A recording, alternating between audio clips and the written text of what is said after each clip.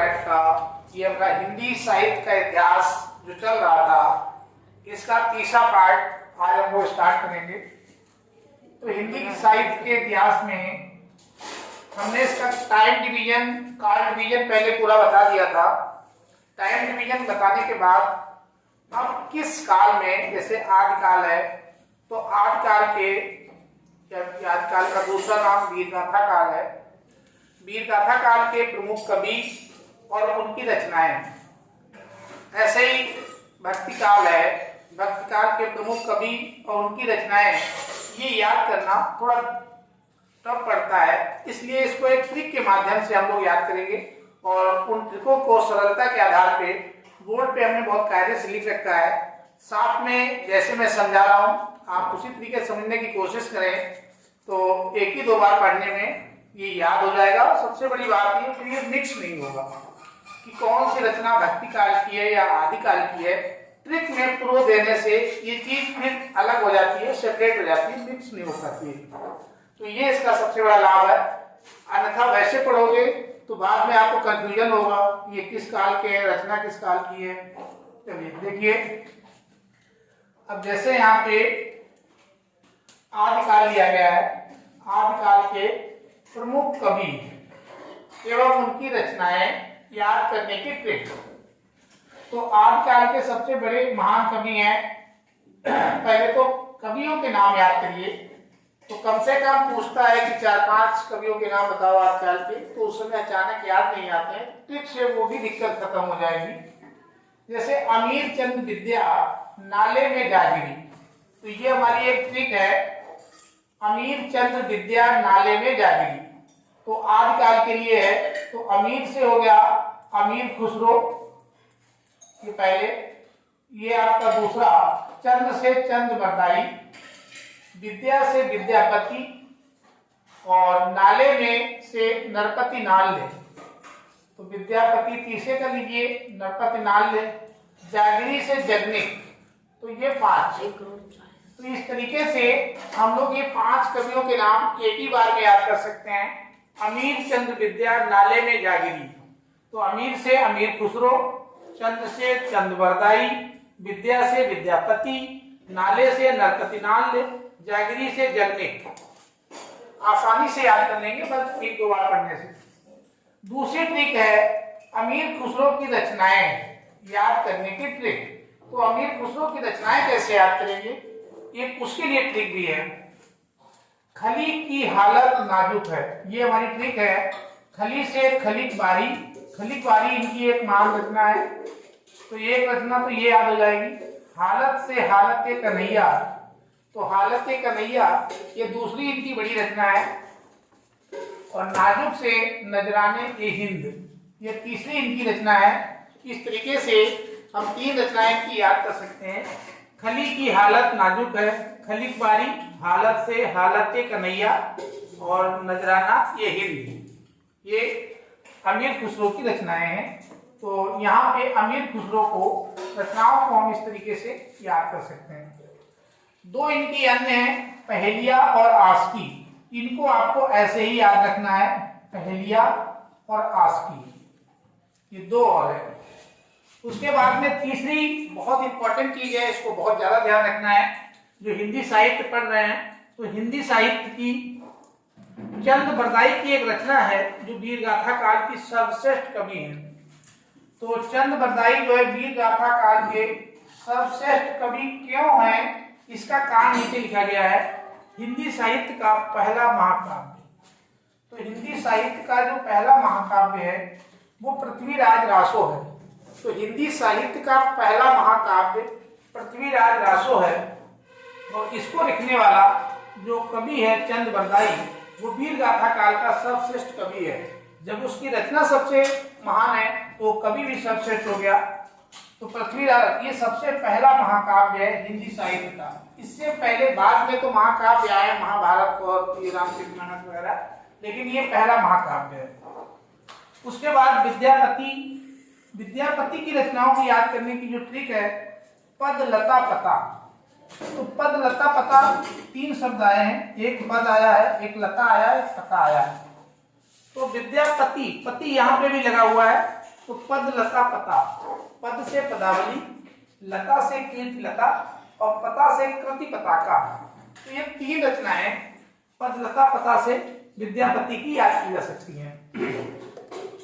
उसके बाद में नरपति नाल, तो इनकी एक रचना है बीसल देव रासो। कई बार पूछा गया है ये रचना किस चीज से संबंधित है, तो ये एक प्रेम कथा है। तो बीसल देव रासो जो नरपति नाल की रचना है ये एक प्रेम कथा है। जगनिक जो है, जगनिक ने परमार रासो लिख रखा है और परमार रासो महोबा के प्रसिद्ध व्यक्ति आला और उदन की वीरता का वर्णन है। तो परमार रासो में आला और उदन जो महोबा के दोनों भाई हैं सगे सगे, इनकी वीरता का वर्णन किया गया है। और गांव में लोग आला खूब कायदे से पढ़ते हैं बरसात के दिनों में। भक्ति काल के प्रमुख कवि एवं उनकी रचनाएं, तो देखिए उसकी भी याद करने की हमने ट्रिक बताई है। भक्ति काल के कवियों को कैसे याद करेंगे, तो तुलसी और मीरा रहीम दास की कब्र में सूरजमुखी का रस जलाती है। एक बार और देखिए, तुलसी और मीरा रहीम दास की कब्र में सूरजमुखी का रस जलाती है। तो तुलसी से हो गया तुलसीदास, उसके बाद मीरा से मीराबाई, रहीम से रहीमदास और सूरज से सूरदास और रस से जो रस है, रस से रसखान। तो यहाँ पे भी ये 5 कवि आप आसानी से याद कर सकते हैं। जैसे हमने 5 कवि यहाँ पे आसानी से याद कर लिए थे। अमित चंद्र विद्या नाले में जागरी, 5 यहाँ पे थे, 5 यहाँ भी हैं। देखिए, एक तुलसीदास, दूसरा मीरादास, तीसरा रहीमदास, चौथा सूरदास, 5वां रसखान। तो इस टाइप से 5 कवि यहाँ भी हम याद कर सकते हैं। ये भक्ति काल में है। और इनकी रचनाएं देखिए, तो सूरदास की पहले रचना देखिए, सूरदास की सूर सरावली, सूर सागर, सूर सरावली, साहित्यिक लहरी, बहुत पूछी जाती है ये तीनों। और गोवर्धन लीला, भ्रमर गीत, सूर पचीसी। कबीरदास को हिंदी साहित्य का डिटेक्टर कहा जाता है या हिंदी भाषा का डिटेक्टर कहा जाता है। याद रखिएगा, कबीरदास को हिंदी भाषा का या हिंदी साहित्य का, हिंदी साहित्य का डिटेक्टर, डिटेक्टर मतलब पता करने वाला, जो हर चीज को डिटेक्ट कर ले, पता लगा ले, तो डिटेक्टर कहा जाता है। तो कबीरदास को हिंदी भाषा या हिंदी साहित्य का डिटेक्टर कहा जाता है। इनकी रचनाएं नंबर 1 पे बीजक, साखी, शबद, रमैनी, ये 3 ये हैं। पंचमेल खिचड़ी, बीजक एक बहुत बड़ी रचना है कबीरदास की, और साखी, शबद, रमैनी अक्सर आपने छोटी लोअर क्लासेस में पढ़ी होगी, और एक पंचमेल खिचड़ी। तो इस तरीके से ये हिंदी साहित्य में हम भक्ति काल तक आए हैं। और उनकी कवि इसके आगे के शेष को फिर आगे बता रहे हैं। चलिए अब इसमें हम लोग करते हैं भक्ति काल के प्रमुख कवि, और यहाँ पे रीत काल के भी हैं। रीत काल यहाँ से प्रारंभ है। तो भक्ति काल और रीत काल 2 के कवि और उनकी संबंधित रचनाएं। तो भक्ति काल में मलिक मोहम्मद जैसी,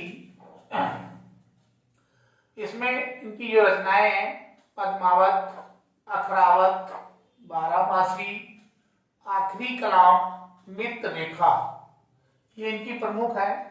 और ये हमें विशेष ध्यान रखना है ये कि शेर शाह सूरी के दरबारी कवि थे।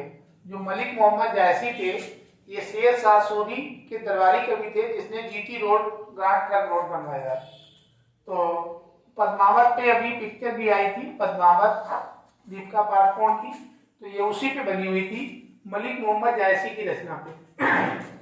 कृष्ण भक्ति शाखा के प्रमुख कवि जो अष्टाछाप हैं, यानी 8 कवि जो हैं, वो पूछे जाते हैं कौन कौन से हैं। तो ये 8 में सूरदास, इसमें सूरदास हैं, नंददास हैं, कृष्णदास, परमानंद दास, कुंभन दास, चतुर्भुज दास, छीट स्वामी और गोविंद स्वामी, ये 2 स्वामी लगे हैं, 6 दास हैं इसमें। तो टोटल 8 हो जाएंगे, इसीलिए इसको अष्टछाप के कवि कहते हैं। तो ये कृष्ण भक्ति शाखा के हैं अष्टछाप के कवि, ये भी ध्यान रखना है कि अष्टछाप के जो कवि हैं किस शाखा के हैं, तो कृष्ण भक्ति के हैं। अन्य कवियों में हित हरिवंश है, मीराबाई है, रसखान है, नरोत्तम दास है। अब उसके बाद में ये जो रीत काल आया हमारा, रीत काल में एक रीतबद्ध कवि थे, तो रीतबद्ध कवि, रीत मुक्त कवि और रीत सिद्ध कवि, ये 3 टाइप के थे, जिसमें रीतबद्ध वाले ज्यादा है। तो रीतबद्ध में बिहारी लाल, इनकी रचना है बिहारी सतसई, केशव दास, रामचंद्रिका, कवि प्रिया और रसिक प्रिया, ये तीनों इन्हीं की हैं। भूषण दास की रचना है शिवा बावनी, चारकसाल और दंशक शिवराज भूषण, और मतराम की रसराज, मतराम सतसई और ललित ललाम, ये रचना बहुत पूछी जाती है खासकर। उसके बाद में पद्याकर हैं, इनकी जगत विनोद, गंगा लहरी और राम रसायन, ये प्रमुख रचनाएं हैं। इसमें केशव बिहारी दास की ये सतसई जो है, इसमें 700 दोहे हैं, पूरी रचना में 700 दोहे हैं। केशव दास की रामचंद्र का कवि प्रिया और रसिक प्रिया भी बहुत पूछी जाती है। उसके बाद में रीत मुक्त में घनानंद, जिसकी रचना है कृपाकांड और सुजान सागर, तो कृपाकांड और सुजान सागर दोनों रचनाएं इन्हीं की हैं, और ये घनानंद रीत मुक्त के कवि हैं। रीत सिद्ध में भिखारी दास हैं, इसमें रास निर्णय और काव्य निर्णय, दोनों में निर्णय शब्द आता है, तो दोनों में निर्णय शब्द जो है वो भिखारी दास के हैं। उसके बाद रीत काल के कवियों को कैसे याद करेंगे, उसकी एक ट्रिक है। भिखारी दास की सेना में बिहारी दास की सेना को भूख का आनंद लिया, तो इसमें भिखारी दास, सेनापति, बिहारी लाल, पद्माकर, घनानंद, केशव दास। केशव दास जो है, इनकी रचनाएं कैसे याद करेंगे, ये बहुत बढ़िया ट्रिक है केशव दास की रचनाएं याद करने की। रामदास जहां, विज्ञान माला वहां, तो रामदास राम से बन जाएगा रामचंद्रिका, दास से बन जाएगा जहांगीर, जहां से, और जयचंद्रिका विज्ञान से विज्ञान माला, विज्ञान गीता, और माला से छंद माला। तो इस तरीके से ये इनकी रचनाएं, इन ट्रिकों के माध्यम से भी हम याद कर सकते हैं। चलिए इसी के साथ इसको आज समाप्त करते हैं। Thank you for watching.